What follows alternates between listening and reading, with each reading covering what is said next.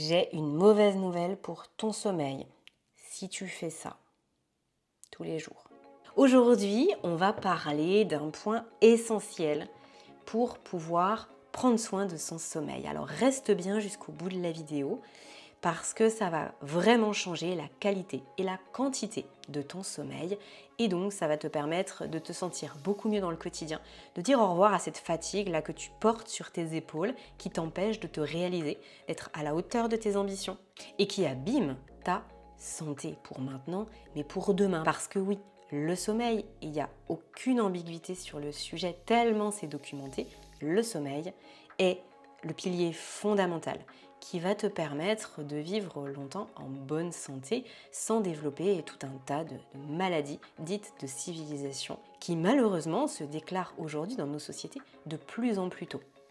Pas très étonnant, on dort de moins en moins. Alors, si tu ne me connais pas encore, bonjour à toi et bienvenue sur ma chaîne, je m'appelle Aurélie Montin et je t'accompagne vidéo après vidéo ou podcast après podcast à prendre soin de ton sommeil, à le retrouver ce sommeil si il a un peu disparu de l'horizon depuis un certain temps. Parce que ça fasse 3 jours, 3 semaines, 3 mois, 3 ans, 30 ans, les mécanismes sous-jacents sont les mêmes et donc on peut venir travailler sur son sommeil, l'améliorer, quelle que soit la situation de départ. Alors peut-être que ça prendra plus longtemps, mais on peut faire quelque chose. Et alors, rentrons dans le vif du sujet.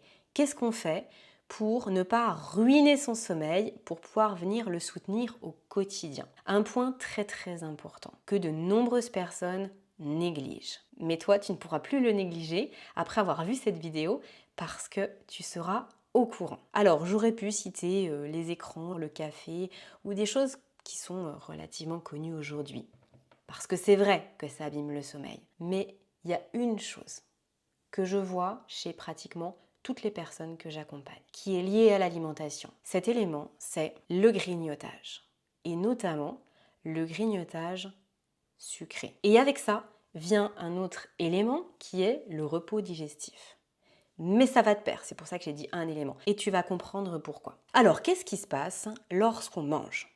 On va commencer par là. Quand on mange, on va produire une hormone qui s'appelle l'insuline et qui permet à ton organisme, et notamment à tes cellules, de profiter de l'alimentation que tu viens d'ingérer. Parce que toi, tu te nourris, mais c'est pour nourrir tes cellules qui font fonctionner tes organes, qui te font fonctionner toi. On est d'accord. Donc, mais il y a aussi d'autres choses à processer. Il n'y a pas que cette notion d'insuline. Il y a tout ce qui va se passer au niveau de l'estomac, puis tout ce qui va se passer au niveau de l'intestin grêle, puis ce qui va se passer au niveau du côlon. Donc, tout ça est d'une, ça prend beaucoup d'énergie. Donc si tu manges toute la journée, que tu grignotes toute la journée, et même si tu grignotes une bricole, ça prend de l'énergie. C'est de l'énergie que tu ne peux pas allouer à autre chose. Donc c'est possible que ta fatigue du quotidien soit aussi amplifiée, exacerbée par justement une alimentation qu'on pourrait appeler dysfonctionnelle. Et oui, petite précision, il n'y a pas besoin de manger toutes les heures pour parler de grignotage.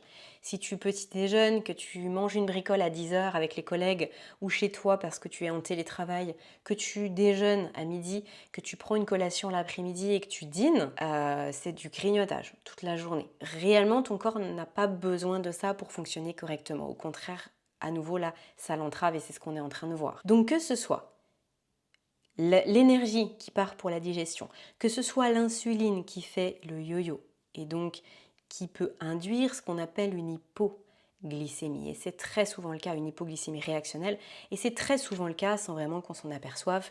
Tu sais, c'est les moments où tu as mangé il y a 1 heure et puis finalement tu as presque encore faim, enfin c'est une sensation de faim, mais surtout de faim sucrée, et tu te sens un peu faible, un peu fatigué. Bah là, tu peux être sûr que ce que tu as mangé l'heure d'avant, ça c'était pas ok pour toi. Ça t'a fatigué, ça a mis ton corps en hypoglycémie réactionnelle et du coup, lui, il est tout chamboulé au niveau métabolique et il va réclamer des trucs dont il n'a pas vraiment besoin parce que toutes les pistes, tous les signaux sont embrouillés. Tu vas me dire Aurélie, en quoi ça concerne le sommeil? Eh bien, c'est très simple. Si ta glycémie, elle fait le yo-yo en journée, que tu produis de l'insuline, qu'au niveau métabolique, c'est compliqué en journée, tu peux être sûr que ça l'est aussi la nuit. Et donc ça crée des réveils nocturnes. Ça met le corps, d'un point de vue physiologique, en alerte.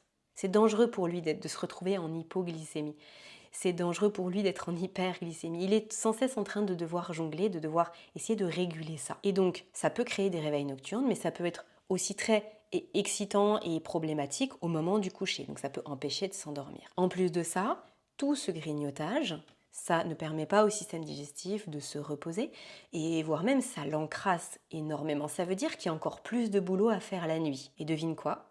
Ce travail qui peut générer de l'inflammation silencieuse comme on pourrait l'appeler, eh bien ça aussi ça crée des réveils nocturnes. Donc si aujourd'hui tu manges 4, 5, 6 fois par jour et que tu as des réveils nocturnes où tu peines à t'endormir, eh bien il faut absolument que tu testes les 2 choses que je vais te partager. La première, 3 repas par jour.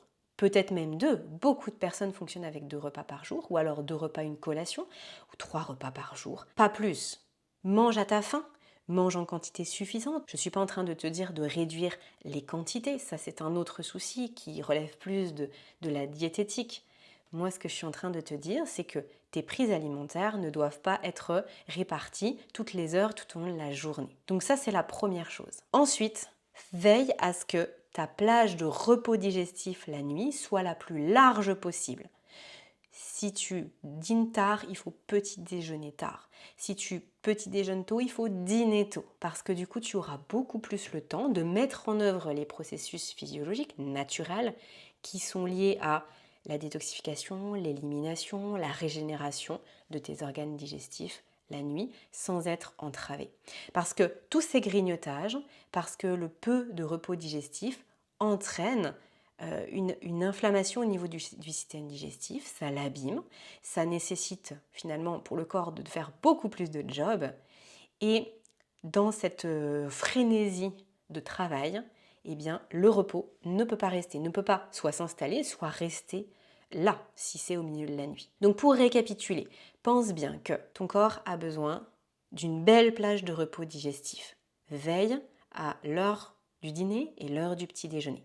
Deuxièmement, arrête de grignoter tout au long de la journée. Mets-toi des horaires de repas réguliers qui vont en plus permettre de bien réguler ton horloge biologique. Elle a besoin de signaux forts et l'alimentation en fait partie. Et laisse le reste de côté. Et je fais une dernière précision, on terminera cette vidéo là-dessus. Le grignotage, c'est aussi parfois ce qu'on boit. À partir du moment où ça vient nécessiter une digestion, une assimilation, on peut parler de grignotage. Donc même si tu prends par exemple un café sucré à 10 heures, c'est quand même du grignotage. Même si tu prends juste une pomme à 16 heures, ça reste quand même du grignotage. Même si tu prends une pomme avec des noix, avec du chocolat, où tu te dis, bon là, ça doit à peu près limiter les pics de glycémie, etc. Malgré tout, ça reste du grignotage. Donc vraiment, j'insiste, faites attention à ces prises alimentaires continues. Je ne peux que constater, déjà pour moi personnellement, je l'ai eu constaté par le passé, mais ensuite je le constate de façon empirique avec toutes les personnes que j'accompagne, ce n'est pas favorable au sommeil et quand on enlève ça, il y a déjà plein de choses qui bougent et pour certaines personnes ça suffit. Vous imaginez des problèmes de sommeil qui peuvent parfois durer depuis des années? Ça mérite vraiment de se poser la question et d'aller explorer cette piste-là. Dis-moi dans les commentaires ce que ça t'inspire, si tu vas essayer, ce que tu vas mettre en place, que je voie un petit peu dans quelle dynamique tu es et si ce type de vidéo te parle. Si bien sûr tu veux aller plus loin, que tu as besoin de conseils personnalisés et que je puisse t'accompagner à faire cette feuille de route qui va te faire gagner du temps, qui va te faire gagner de l'énergie, c'est normal puisque quelqu'un va avec son regard extérieur, venir analyser de façon beaucoup plus neutre et objective ce qui se passe pour toi et te proposer des choses, eh bien, prends rendez-vous avec moi. On en discute, on prend 20 minutes, on regarde un petit peu quelle est ta situation, je te dis si je peux t'accompagner, comment, ce qu'on peut mettre en place, et puis si ça te parle, eh bien on avance ensemble et du coup tu ne te sentiras pas seul pour prendre ton sommeil en main. Je te dis à tout de suite sur mon agenda pour réserver ce créneau et dans tous les cas, on se retrouve dans une prochaine vidéo.